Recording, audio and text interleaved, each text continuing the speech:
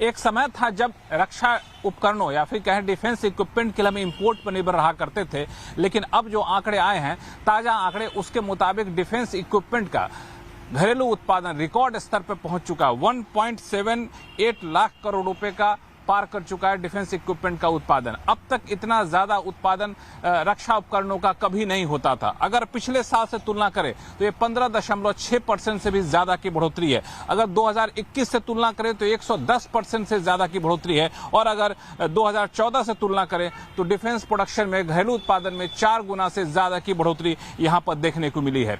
और जो रक्षा मंत्री ने कहा है उसके मुताबिक ये डिफेंस प्रोडक्शन बढ़ने में, रिकॉर्ड स्तर पर पहुंचने में न सिर्फ सरकारी क्षेत्र की डिफेंस कंपनियों का योगदान है, बल्कि प्राइवेट सेक्टर की कंपनियों का योगदान है। रक्षा मंत्री ने अपने पोस्ट में एक जो सबसे महत्वपूर्ण बात कही है वो ये कि डिफेंस प्रोडक्शन में ये जो तेज रफ्तार देखने को मिली है, ये रफ्तार थमने वाली नहीं है, रफ्तार आगे भी जारी रहेगी। इसका सीधा सा संकेत यह है कि आने वाले दिनों में सरकार डिफेंस इक्विपमेंट के घरेलू उत्पादन पर काफी ज्यादा जोर देने वाली है। जो संकेत मिल रहे हैं उसके मुताबिक डिफेंस एक्विजिशन काउंसिल यानी डीएसी की बैठक में ऐसे कई सारे प्रस्ताव आएंगे जहां पे घरेलू उपकरणों को बढ़ावा देने पर फोकस होगा। और बता दूं कि डीएसी की बैठक की अगुवाई खुद रक्षा मंत्री राजनाथ सिंह करते हैं। और अब तक करीब 12,300 से ज्यादा इक्विपमेंट जिसका अब तक हम इंपोर्ट किया करते थे, उसके घरेलू उत्पादन को मंजूरी दी जा चुकी है। और इससे 5 डिफेंस सेक्टर की सरकारी कंपनियां जो है करीब 2,972 आइटम का घरेलू उत्पादन शुरू कर चुकी हैं, जो इसका अब तक इंपोर्ट पर निर्भरता रहा करता था।